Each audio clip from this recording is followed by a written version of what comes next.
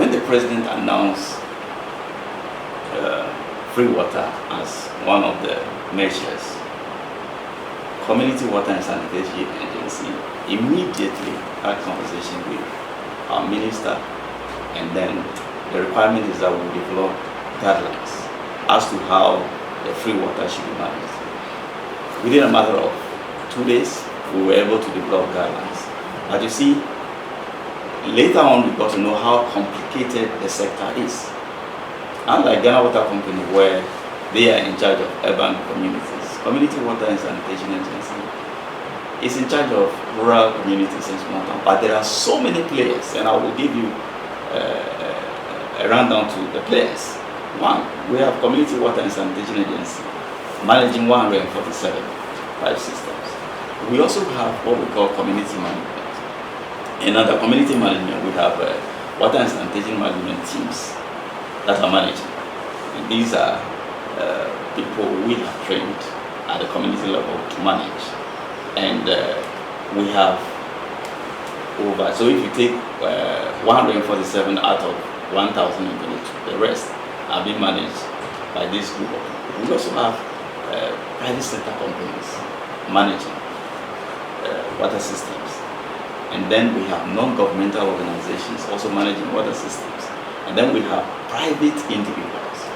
In fact, if you look at the data that we have now, we have water service providers in rural communities in thousands.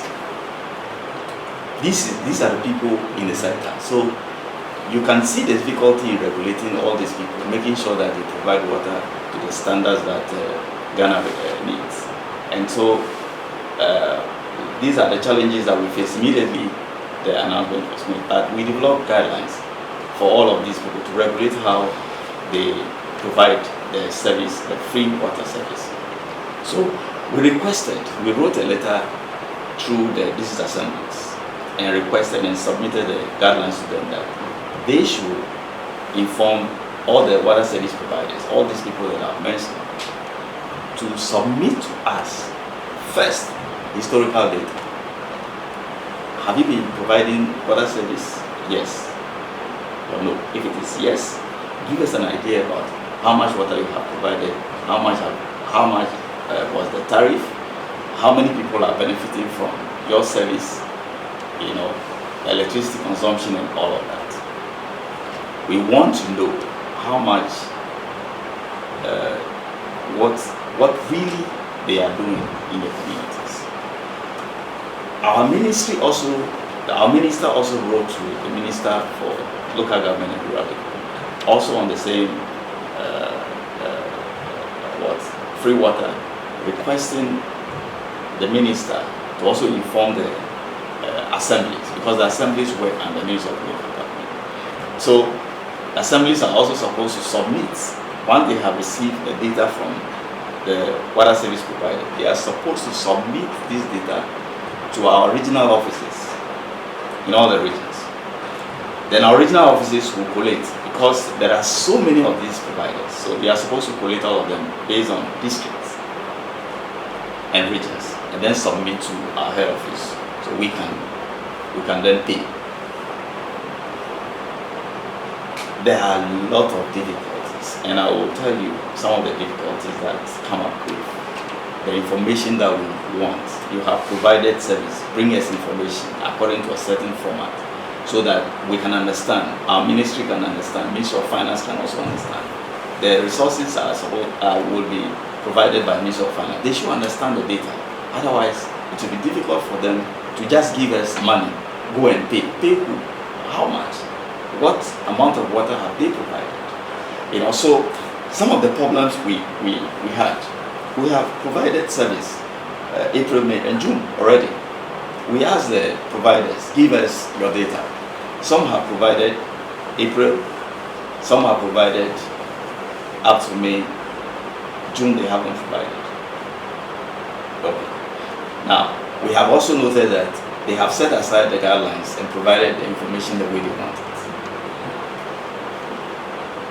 A provider just wrote, April, I have given, I'm just using a have provided, and the total amount is 150,000. So kindly take the necessary steps to pay us. Okay. They didn't tell us how much water they have supplied. They didn't tell us how much a unit, what cubic meter cost. You know, there is no other information. That is it. Some have submitted electricity cost to us, and when we checked, you see, we have noted when we started the reforms that most of these water systems in the communities, they have outstanding bill over 40 million cedis. That is the quantum of outstanding bills they have in their name. With ECG, they realized that, okay, this is a chance to pay all this thing. So they included this as being the electricity they have paid within the period. But we have to validate. You have to tell us how much you have paid. We have to go to the electricity companies and find out whether it is true. You know, we have this as one of the challenges. We have also noted that some of the bills that have come are from communities where water is not flowing. The system has broken down. So if your water system has broken down, how were you providing free water? You see, and you will be sure that the communities are not aware of this. Just some few people who have put out this data and then they have submitted it that we should pay.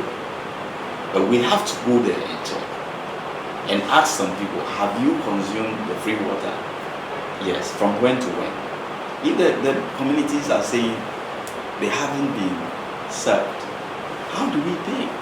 Because the resources we are using is for all of us. So we are only paying on the behalf of the people of Ghana. So we have to make sure that we carry out this verification very well so that we don't pay. Now, there are also another batch of communities where the water service providers actually refuse to give free water. They collected money from the communities. Now you have collected money from the communities and then you have given us another bill to pay. You know, so these are the issues that are confronting us. So we made a decision that we have to just take our time and do the calculation so that any amount we pay, we are very sure. And you see, mind you, we must be accountable. Ghana Audit Service will come and audit free water.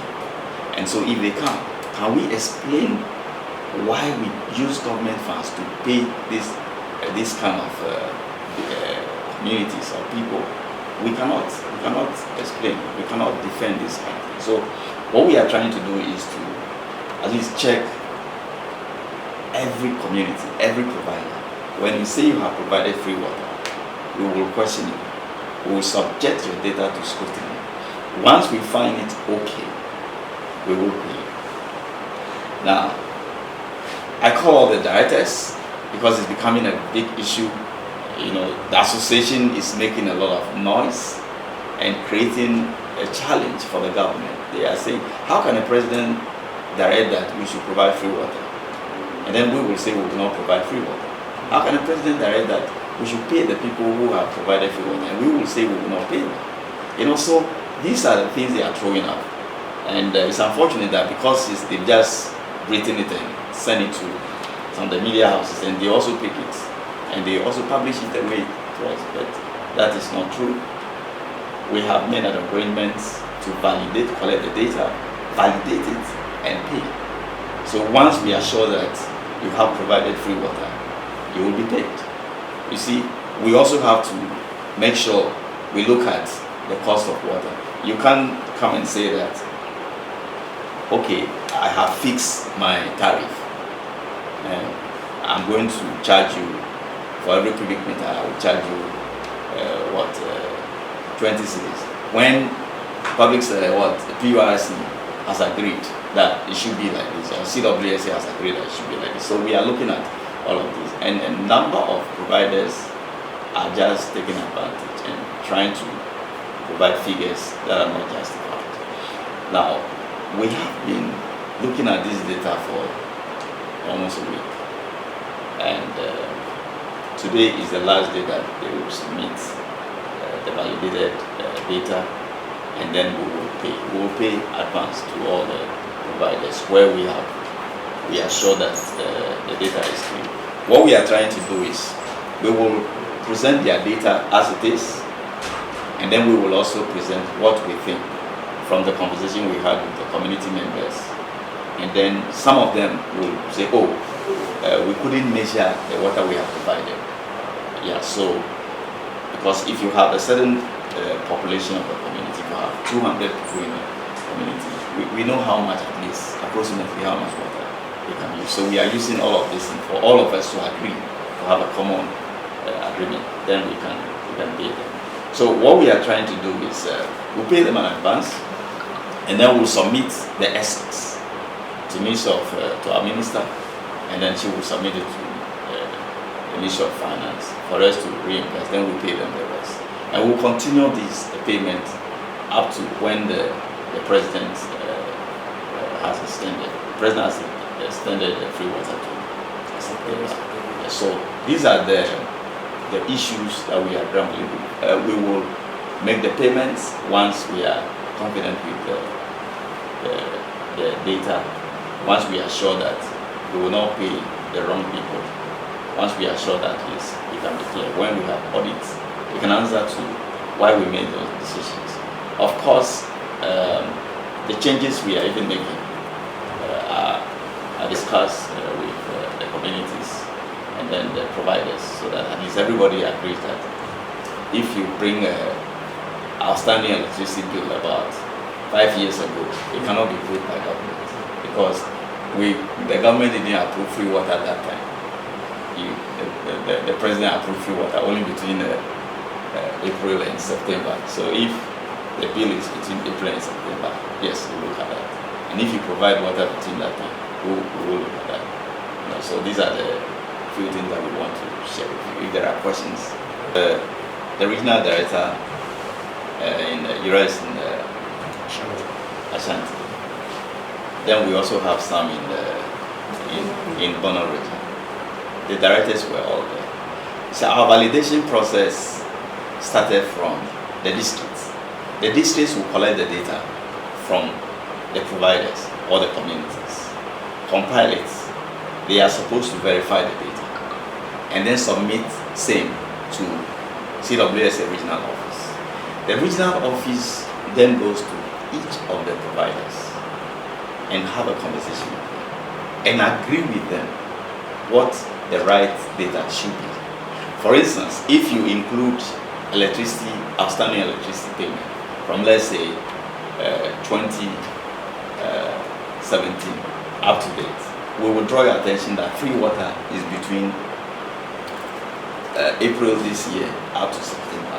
So we will take out the electricity portion, which is between April this year up to current. Okay, so this conversation went on at the regional office with all of them, all the service providers, even the NGOs. We had to let them understand that they are supposed to, because they serve the communities, so they are supposed to submit their data to the district assembly. We want the district to also be part of this conversation. Yes, so the discussion now is because they have already done the discussion at the community level with the providers. So the discussion now is with us and the district assemblies, because of the way we started the whole process. We went through the assemblies, so the payment will be done through the assemblies. So the assemblies can go and then carry out the payment. And you see, if we want to make the payment to these thousands of providers, CWSA here, we don't have too many people, too many staff.